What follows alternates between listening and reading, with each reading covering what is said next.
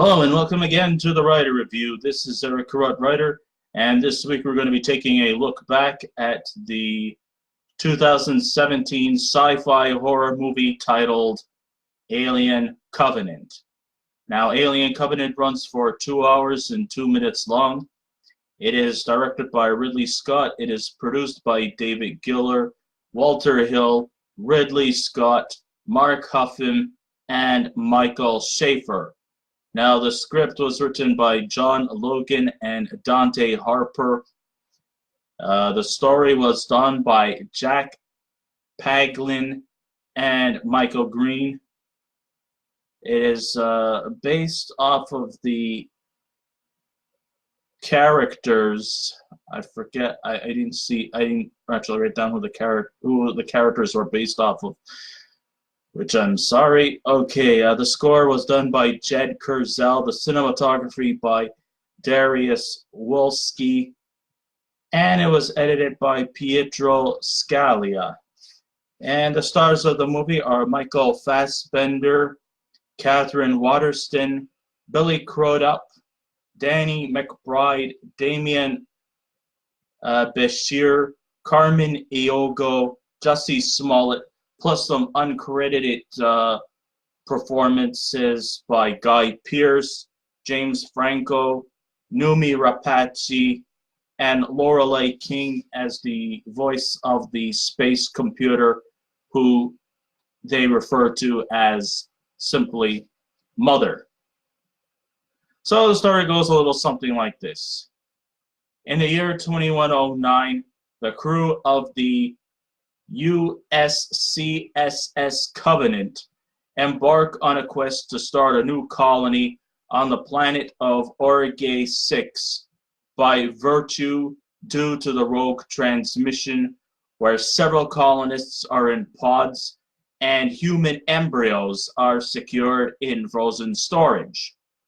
Terraforming Chief Officer Daniels, played by Katherine Waterston, has a growing fear of reluctance when the crew appoints an android by the name of David, played by Michael Fassbender, who later plays a similar android, a newly formed android, who goes by the name of Walter, who had survived the unsuccessful Prometheus mission. In a way, this movie kind of has sort of a little bit of, like, I guess, an origin story, as we get to reveal who was the creator behind all of these alien creatures. It kind of gives you a little bit of a reflection as to where they came from, how were they developed. The only thing I kind of just wish is we could have had much more better, more fleshed out characters. But I guess maybe that might be too much to ask for, I suppose. Yeah. So as soon as the title for Alien Covenant materializes on the screen, I was excited to see Ridley Scott was going to direct his third film in the Alien franchise, and I was equally mesmerized by the haunting score, or I was expecting to hear the haunting score of composer Jerry Goldsmith. But after several mixed reviews from the previous installment, Prometheus, well, it was time for Scott to return back to the basics with the theory that in outer space, no one will hear you when you scream. Though at times Alien Covenant could be a bit too talkative, like Prometheus, but it definitely have scenes reminiscent to the original Alien movie, with great details of graphic imagery, plenty of horrific gore, and more excitement. Like I said, the only thing that really got me was the lack of character development. You see, in the previous Alien movies, we actually had better fleshed out characters. To me, it kind of felt almost a bit like an 80s slasher film where one character dies after another. We don't get to invest in the characters because some of these characters are just so underdeveloped they die off, and it comes to a point where you want to care for them, but since you don't know too much about these characters, that's virtually almost impossible to do. So the movie opens up with a clear view of David's eye, which is an homage to the Voight Kampf test from the original 1982 Blade Runner movie, which was also directed by Ridley Scott. Situated in a secluded, immaculate white room, Peter Weiland, played by Guy Pearce, manipulates his creation, David, about the mysterious surrounding creation, while he gets him to play a piece by Richard Wagner titled Entry of the Gods into Valhalla. Clearly the template that led to the events of Prometheus. We cut to 10 years later when Dr. Elizabeth Shaw, who was originally played by Noomi Rapace, places David's head in a duffel bag and sends him off to space. So now we're in the year 2109, and the crew of the Covenant is sending 2,000 potted colonists to the hospitable planet of RK-6.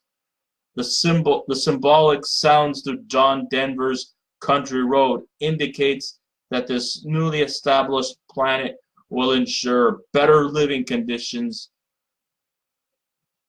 than here on Earth. So after suffering casualties that left the crew traumatic, the crew take refuge on this planet. There's breathable air, plenty of wheat, but sadly we hear no birds or animal sounds. Gasp. Alien Covenant does manage to succeed in upstaging Prometheus by utilizing the many tropes that's been a trademark in the franchise. We have crews spewing off their hilarious banter, this highfalutin technical jargon that they seem to be famous for.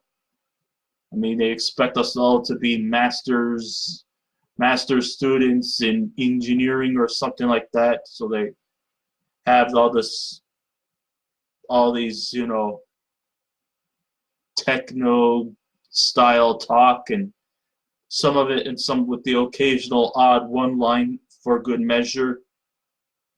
The ship's computer mother actually makes a return. There's a conflict over quarantine. There's scenes involving dripping water, eggs, along with the face hugger, the xenomorphs, and the chest bursters. Yes, they all come to this party in full effect, and they kill off one crew member after another.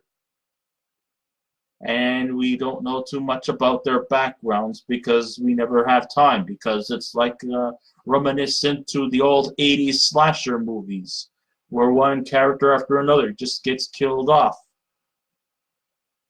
There are some twists added to that familiar formula that comes into place. We are introduced to a baby alien that resembles that of a baby Groot. The neomorphs seem more agile than the other aliens in the franchise, who have the capability to leap and move like a velociraptor when they're confronting the crew. So yeah, we have all these different species of aliens doing what they do best: kill humans with no discrimination. You meet up with them, you're basically generally fucked. And if you're not in a confrontation with an alien, well, I'm sure David will certainly take good care of you. And I don't mean that in a protective, ensuring way either. The atmosphere in Alien Covenant is high in intensity. When first encountering the dome heads, high levels of discomfort comes into effect with vicious shaking moments, and several scenes of unsettling darkness to the creatures developing the skills of headbutting. It's not at the same level as Scott's previous films from the franchise, like 1979's Alien or Aliens from 1986. It's still, those are still classics in the Alien franchise. And it's like they're practically virtually untouchable. There are some innovative death scenes, but they remain less climactic as the original from the original installments. Also, the momentum is definitely quite muddled up at times as well. When it comes to the crew, there are just too many, and most of them are underdeveloped, and they're actually quite not very noteworthy. For Waterston's character, Daniel, she spends most of the time lamenting in grief. I mean, they were trying to make her off to play kind of sort of like a reminiscence to the Ellen Ripley character, but she is still, not at the same level as Sigourney Weaver was as playing the lead protagonist during the first 4 Alien movies. Still has a long way to go. Taking over as the new captain of the ship, Orem, played by Billy Crudup, has more concern of his religious beliefs and puts his authority to question. The only true standout character is Danny McBride's character of Tennessee. I mean, it was actually pretty cool to see Danny McBride try to take a leap to a more dramatic role as opposed to his comic roles. But he does step up a bit to this character of Tennessee.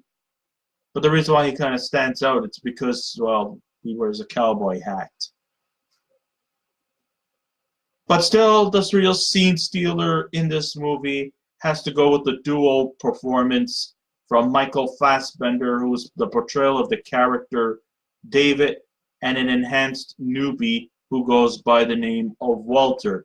David is the only character on the newly discovered planet who originated from the failed Prometheus mission.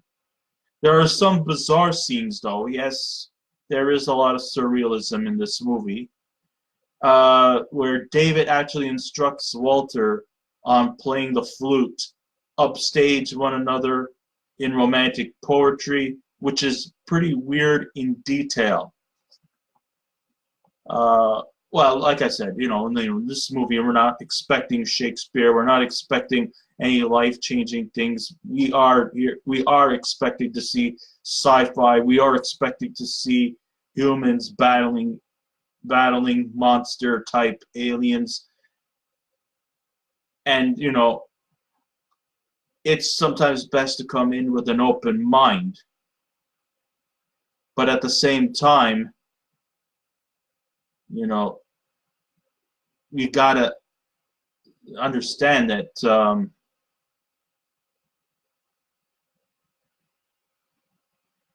my main biggest gripe is that I never got to be invested in the characters, so it took very little for me to care about them. And yeah, we are expecting to see some weird things, but I don't understand what the logic was about David teaching Walter to play the flute and getting him involved in romantic poetry. It just simply doesn't fully make sense. The balance within Alien Covenant is that there are similar comparisons to other Ridley Scott films like Prometheus and Blade Runner, with Scott almost figuratively playing God in this series of discussions on board. The early Alien movies had a mixed blend of 1980s slasher flicks with the science fiction elements to come with it. Unfortunately, this installment had too much dialogue, making it feeling that it was trying too hard to be intellectual and philosophical, when really it shouldn't. It should be just us battling aliens. trying to save lives, trying to destroy them, going on space missions. And maybe there might be some levels of intellectual merit to it. We still don't necessarily need to go into that much detail. The visuals from the previous outings are few and far between. So with the success of The Martian, Scott still has a knack for sci-fi adventures and can undercover huge details like sprouting sails and how aliens rely on atoms through the smoke rings. Though mostly serious, there are some humorous quips from the script by John Logan and Dante Harper, including one gag based on Phantom of the Opera. See, that's where the weakness too comes in. It tries to make itself seem too serious. And while, yes, lives are at stake, and the humans are depending on each other to take down these alien forces before they get wiped out. I mean, they're going to have to try hard to survive or die a hero, whichever one comes first. But they try to make it seem like it should be taken way too seriously, when in reality, it probably would be best if they didn't go to that far. Just a suggestion. In the end, it's definitely a step up to the mixed feelings of Prometheus, in which Alien Covenant is strong in the thrills department, but it's sadly deprived of any star power or any memorable standout performance. That's where the red herring comes in. So all that said and done, if I was to give it a scale out of 10, I would probably give Alien Covenant a 6. So I would recommend you to see it, but you would have to sort of watch it with an open mind and not to expect high expectations. If you're expecting it to surpass the Alien and Aliens franchise movies from 79 and 86 respectively, well, that's not likely going to happen. It's still inferior to them. Although I do have to say it's a step up from, Alien Resurrection and Prometheus. But, like I said, poor character development is what really brought this movie down. So just see it for yourself, and then you can judge this movie. So I do recommend you to see it, but just don't expect a lot. So I guess this ends my writer review. Thank you all for listening in. If you wish to subscribe to my channel, please feel free to do so. If you wish to leave a comment, go right ahead. But just remember the 3 simple rules: be kind, be courteous, and please refrain from any rude comments. And then we'll be back again with another movie review. So until next time, this is Eric Red Writer saying, keep watching those movies, and I'll see you around. Goodbye.